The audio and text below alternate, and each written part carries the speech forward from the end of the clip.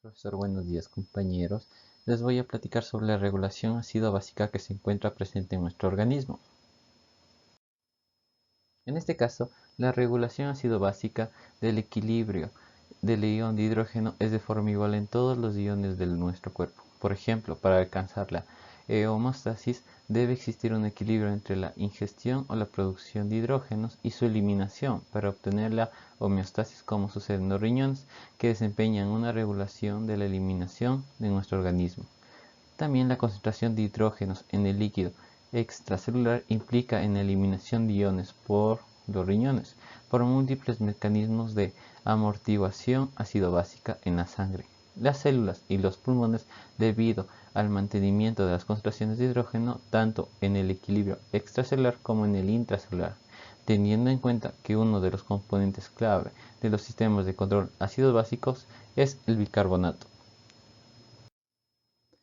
También la concentración de hidrógenos está regulada de una forma precisa, debido a los sistemas enzimáticos del organismo, debido a que la concentración de hidrógenos en los líquidos orgánicos se mantienen en un nivel bajo. Por ejemplo, la concentración de sodio en el líquido extracelular, que es de 142 mil equivalentes sobre litros. De hecho, la característica es la variación normal de la concentración de hidrógenos en el líquido extracelular, que puede experimentar la concentración del ion de sodio. Continuando, los ácidos y bases mantienen también su definición y su significado. En este caso, la molécula que puede liberar iones de hidrógeno en una solución recibe el nombre de ácidos, como en un ejemplo tenemos el ácido clorhídrico, que se ioniza en el agua para formar iones de hidrógeno e iones de cloruro. Mientras tanto, una base es un ion o una molécula que puede aceptar un hidrógeno, por ejemplo el bicarbonato, que es una base debido a que acepta un hidrógeno para formar el ion, por lo que las proteínas, como la hemoglobina, también funcionan como bases, ya que los aminoácidos que las forman tienen cargas negativas netas. Dado estas definiciones, se produce lo que es un alcanil, que es una molécula formada por la combinación de metales alcalinos como sodio, potasio y entre otros, como un ion básico como el ion hidroxilo. Por lo contrario, la alcalosis es extracción excesiva de hidrógeno de los líquidos orgánicos. Aquí podemos observar una representación gráfica sobre cómo se produciría una alteración primaria y cómo dependería también del pH. En este caso, la acidosis en la metabólica tendría una disminución del bicarbonato y una disminución del pH. Y una alcalosis metabólica tendría un aumento de bicarbonato y un aumento de pH. Conociendo su definición, un ácido fuerte es aquel que se disocia rápidamente y libera grandes cantidades de hidrógeno, y un ácido débil tiene menos tendencia a disociar sus iones y liberar hidrógeno con menos fuerza, mientras que una base fuerte es la que reacciona de forma rápida y potente con un hidrógeno. Por tanto, la concentración de iones de hidrógeno en la sangre es normal, aproximadamente de 40 normal equivalentes, y su variación es de 3 a 5 normal equivalentes.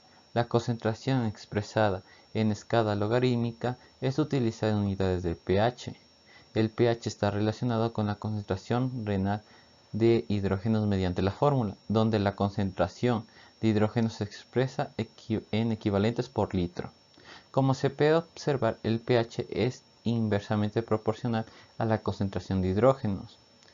En este caso, el pH normal de la sangre arterial es de 7,4, mientras que la sangre venosa y los lípidos intersticiales es alrededor de 7,35, debido a la mayor cantidad de dióxido de carbono. El pH y su concentración en los líquidos corporales son debido al metabolismo de las células que producen ácidos, sobre todo el ácido carbónico.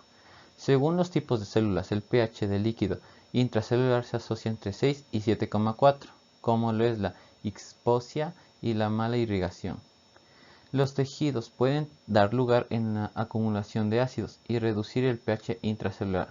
También el pH de la orina oscila entre 4,5 y 8, dependiendo del estado ácido básico del líquido extracelular. Como un ejemplo, encontramos la secreción del ácido clorhídrico en el estómago por las células oxínticas, tomando en cuenta que el pH de la sangre oscila entre 0,8. La defensa frente a los cambios de amortiguación se relaciona en amortiguadores en los pulmones y los riñones. La concentración de hidrógenos en los líquidos orgánicos para evitar tanto la acidosis como la alcalosis se presenta en tres sistemas. El primero, los sistemas amortiguación ácidos básicos químicos de los organismos que se combinan de forma inmediata con un ácido o con una base para evitar cambios excesivos en la concentración de hidrógenos. El número 2, el centro respiratorio que regula la eliminación de CO2 como bicarbonato. Y el número 3, los riñones que pueden excretar orina tanto ácida como alcalina. Por tanto, la concentración de hidrógenos de los sistemas amortiguadores y los líquidos orgánicos reaccionan para contrarrestar las desviaciones, tomando en cuenta que los sistemas amortiguadores no eliminan ni añaden iones de hidrógeno. La segunda línea de defensa, el aparato respiratorio, actúa en pocos minutos, eliminando CO2 y por tanto el ácido carbónico del organismo. Estas dos primeras líneas de defensa impiden que la concentración de hidrógenos cambie hasta que comience a funcionar la tercera línea de defensa en respuesta más lenta, es decir, los riñones, que pueden eliminar el exceso de ácido o de base. Como podemos observar, un amortiguador de hidrógeno en los líquidos corporales es cualquier sustancia capaz de unirse de manera reversible a los hidrógenos. Por ejemplo, el hidrógeno libre se combina con el amortiguador para formar un ácido débil. Un aumento de la concentración de hidrógenos, la reacción se desplazaría hacia la derecha y se uniría a un amortiguador. Por lo contrario, la concentración de hidrógenos disminuye, la reacción se desvía hacia la izquierda y liberan hidrógenos del amortiguador. De esta forma se minimizan los cambios de concentración de hidrógeno, dando la importancia de los amortiguadores para la concentración de hidrógenos presentes en los líquidos del organismo y la cantidad de ácidos que el organismo produce cada día. Por ejemplo, cada día se ingiere o producen a través del metabolismo 80 mini equivalentes de hidrógeno. Si este sistema de amortiguación y la producción y la ingestión diaria de ácidos provocarían cambios letales en la concentración de hidrógenos en los líquidos orgánicos. Amortiguador del bicarbonato presenta dos componentes, un ácido débil y una sal del bicarbonato. En las siguientes reacciones, el ácido carbónico se forma en el organismo mediante la reacción del CO2 con el agua. El ácido carbónico también se ioniza débilmente para formar pequeñas cantidades de hidrógeno y de bicarbonato. El segundo componente y la sal bicarbonato se encuentran principalmente de forma en el líquido extracelular, formando bicarbonato y sodio, como sigue, y se considera en el sistema para obtener la disociación del ácido carbónico. Cuando se añade un ácido fuerte junto con el ácido clorhídrico, una solución amortiguadora de bicarbonato se amortigua con los iones de hidrógenos liberados del ácido. Por tanto, el resultado neto de la disminución de las concentraciones sanguíneas de CO2, pero la disminución del CO2 en la sangre inhiben la respiración y disminuyen la eliminación de CO2 en la sangre y se recompensa con el aumento de excreción renal. La dinámica cuantitativa de todos los ácidos, incluso del ácido carbónico, están ionizados desde el punto de vista del equilibrio de masas. Para cualquier ácido, la concentración de ácido en relación con sus iones disociados viene definitiva de la constante de disociación. En esta ecuación indica que la resolución del ácido carbónico y la cantidad de iones de hidrógenos libres es igual a la concentración de ácido carbónico no disociado y que no puede medirse en una estación porque se disocia. La concentración de disociación en la ecuación 3 es solo alrededor de 1 sobre 400 de la constante de disociación y en la ecuación 3 se escribe en términos de cantidad total del CO2 disuelto en una solución. Entonces la cantidad de CO2 en la sangre es una solución lineal del CO2 en la sangre multiplicado por un coeficiente de solubilidad.